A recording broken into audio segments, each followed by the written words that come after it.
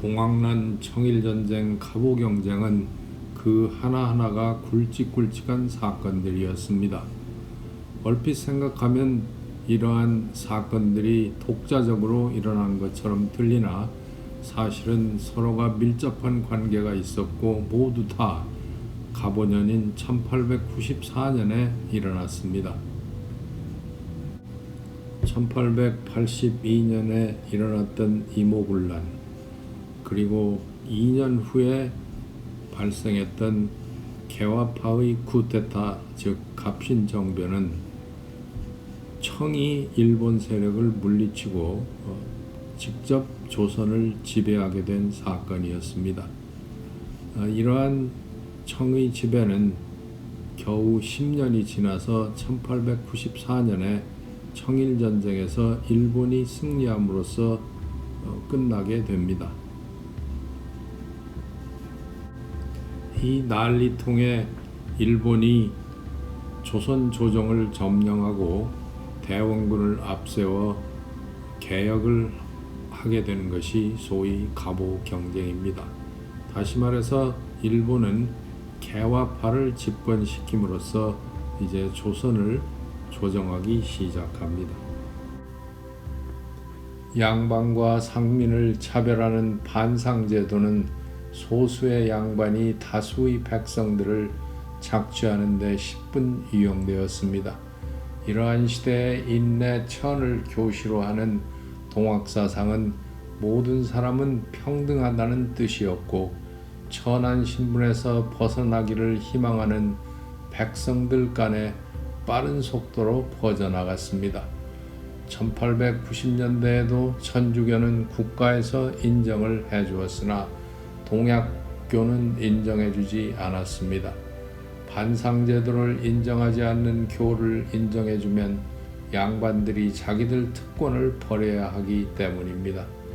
1892년과 1893년에 동학교도들은 교주 최재우의 누명을 풀어주고 동학교 탄압을 중지해 줄 것을 요구하는 집회가 3년을 기점으로 하여 충청도 보은에서는 2만 내지 8만 명이 운집하는 대규모의 집회가 여러 날 계속되었고 금구와 밀양에서도 작은 집회가 있었습니다.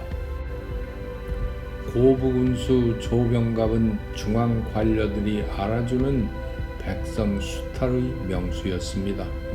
백성들로부터 거두어들인 세금과 뇌물을 중앙 관료들에게 잘 바쳐서 노른자의 지방 관직을 얻을 수 있었습니다. 고부는 비옥한 농토와 바다를 끼고 있어서 포탈할 산물이 풍부했습니다. 1894년 2월 26일 전봉주는 조병갑의 수탈과 학정의 반기를 들고 그동안의 평화적인 시위를 한 단계 뛰어넘는 농민들로 구성된 반군을 지휘하여 각 고을을 공격 점령하기 시작했습니다. 보부상들이 사용하던 사발 통문으로 방을 붙여서 반군을 모았습니다. 그들은 전주성을 점령하고 서울로 진격할 것을 목표로 하고 정부군과 싸웠습니다. 당시에 호남은 탐관 오리들이 수탈하기 가장 좋은 지역이었습니다. 조선 전국의 논 30.8%가 호남에 있었고 쌀의 42.3%가 호남에서 생산되었습니다. 조선의 아낙네들은 아들을 낳아 호남에서 벼슬 살게 하는 것이 소원이다 라고 말할 정도였습니다. 그러나 19세기 말에 전라도 관리의 대부분이 서울과 충청도 출신이었다고 합니다. 1894년 5월 10일 동학난이 발발한 지 3개월 만에 홍계훈이 정부군 800명을 청나라 군함에 싣고 군산에 들어옵니다. 12년 전 이모군란 때 상궁으로 변장한 민비를 등에 업고 궁을 빠져나가 민비가 반군의 칼날을 피하게 한 장 본인이 홍계훈입니다. 조선은 아직도 원세계가 지배하는 청나라 세상임을 상기하면 조선군이 청나라 군함을 이용함은 당연한 일이었을 것입니다. 임진왜란 때나 마찬가지로 조선의 군인들은 농민인지 군인인지 모르는 오합지졸이었습니다. 요즘 세상으로 치면 예비군이 정규적인 훈련도 하지 않고 있다가 전쟁이 나면 차출되어 적과 싸우게 되는 꼴입니다. 800명은 막상 동학군과 싸울 때는 겨우 470명만 남아 있었습니다. 이들은 악에 바친 동학군의 상대가 아니었습니다. 동학군이 전주성에 당도했을 때는 관료와 관군은 전부 도망가고 무방비 상태였습니다. 6월 1일 전주성이 동학군에게 점령당하자 조정은 크게 당황하여 청나라에 원군을 청합니다. 그 다음날 일본은 출병을 결정했습니다. 닷새 후인 6월 6일 청군 1,500명이 아산으로 출발하고 다음날에 텐진 조약에 약속된 대로 일본에게 통고했습니다. 홍계훈은 정부군을 재정비하여 동학군을 공격했고 이 전투에서는 동학군이 패배했습니다. 성안의 식량은 고갈되어 갔습니다. 때는 보내기 할 농번기였습니다. 농민군의 사기는 크게 떨어져 있었습니다. 6월 11일 그들은 새로 부임한 전주감사 김학진과 화약을 맺고 전주성을 내줍니다. 전주성을 나온 동학군은 모심으로 집에 돌아가지 않고 남쪽으로 후퇴하여 각 고을을 점령하고 집강소를 설치합니다.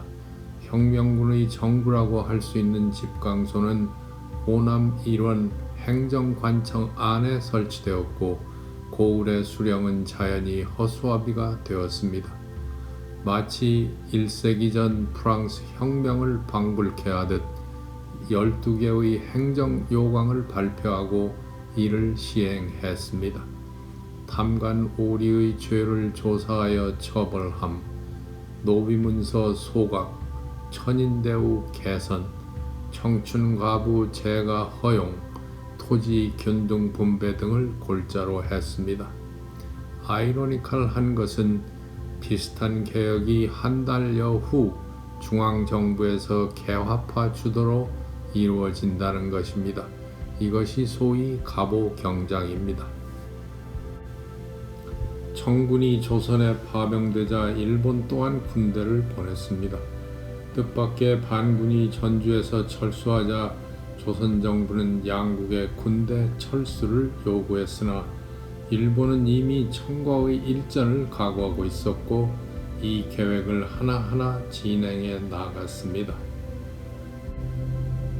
7월 23일 한양에 이미 들어와 있던 일본군은 조선군의 저항을 제압하고 경복궁을 점령했습니다. 완전히 허수아비가 된 고종과 민비 세력을 축출하고 대원군을 얼굴 마담으로 하여 친일 개화파를 집권시킵니다. 이것을 경복궁 쿠데타라고 합니다. 이제 조선 정계의 세력 구도는 민비 친청 온건 개화파에서 대원군 친일 개화파로 바뀐 꼴이 되었습니다. 민비가 그렇게 두려워하던 개화파와 대원군의 결탁이 눈앞에 전개된 것입니다. 12년 전 이모군란 때 청과 민비의 연합으로 권자에서 물러났던 대원군은 다시 절름발이지만 권력의 전면에 나선 것입니다. 7월 27일에 군국 기무처가 설치되고 소위 갑오개혁이 시작되었습니다. 한양에서는 군국 기무처가 갑오개혁, 호남에서는 집강소에서 동학혁명이 진행되고 있다고 할 수 있습니다. 1894년 7월 25일 일본 군함은 이홍장이 심혈을 기울여서 만든 북양 함대를 충청도 아산 앞바다에서 대파했습니다. 역사가들은 이를 풍도해전이라고 하고 청일전쟁의 시작이라고 기록하고 있습니다. 1860년 제2차 아편전쟁 이후로 시작된 이홍장의 양무개혁과 일본의 명치유신이 조선 땅에서 그 결과를 증명하는 일전을 벌린 대리전쟁이 청일전쟁이라고 할 수 있습니다. 한반도와 같은 지정학적 위치에서 취약하기 그지없는 국력은 주의 강한 나라에게 전쟁터 제공을 할 수밖에 없습니다. 청일전쟁 외에도 임진, 외란, 러일전쟁 그리고 한국전쟁도 일종의 대리전쟁이었습니다. 7월 28일에는 성완에서 일본 육군은 청군을 섬멸했고 청군은 평양으로 후퇴하여 전 병력을 집중시키고 일전을 기다렸습니다. 8월 26일 경복궁을 점령하고 고종을 제압한 일본은 별로 어렵지 않게 청과의 전쟁에 필요한 인력과 물자를 조선에 제공할 것을 약속받았습니다. 그렇지 않아도 가난한 나라에서 무려 20만 대군이 필요로 하는 물자를 제공했습니다. 일본은 평양 전투에 필요한 토지, 건물, 전신을 징발했습니다. 그리고 동학난을 조일 합동으로 제압할 것을 약속했습니다. 9월 15일 일본군은 평양성에 조선 안에 있는 병력과 본국에서 들어온 병력이 총 집결해 있는 청군을 대파했습니다. 한편 전른발이 권력을 잡은 대원군은 원래 일본이 요구하던 개혁에는 관심이 없었고 완전한 권력을 만들고자 노력했습니다. 민비를 폐비시키기 위한 공작을 했고 손자 이준용을 인사권과 병권을 장악하게 하려고 했으나 모두 실패했습니다. 집권한 지 한 달 후에 평양에 있는 청나라 장수에게 친일 개화파를 제거해 달라는 서한을 보냈습니다. 평양 전투 중에 이 서한이 일본군에게 넘어갔습니다. 일본은 이것을 빌미로 믿을 수 없는 대원군을 퇴진시켰습니다. 일본이 청일전쟁에서 청을 제압하자 민비 친청 온건 개화파가 무너지고 갑신정변 때 역적으로 몰려 일본의 망명에 있던 급진 개화파 세력이 정권의 전면에 나서게 됩니다. 일본 공사 이노우에 기로우는 1894년 8월 10년 만에 박영효와 서광범을 귀국하게 했습니다. 그들은 각각 내무대신과 법무대신에 임명되었습니다. 민비는 대원군이 군국 기무처 결정사항을 잘 이행하지 않는 등 일본과 개화파를 좋아하지 않음을 알아차리고 박영효에게 추파를 던지기 시작했습니다. 민비는 박영효에게 관복을 지어주고 배저택을 하사하기도 했습니다. 박영효를 다리로 일본 측과 친해져서 대원군을 밀어내고 자기가 실권을 잡으려고 했던 것입니다. 곧 원수지간이 될 이들은 당분간 밀월 관계를 유지했습니다.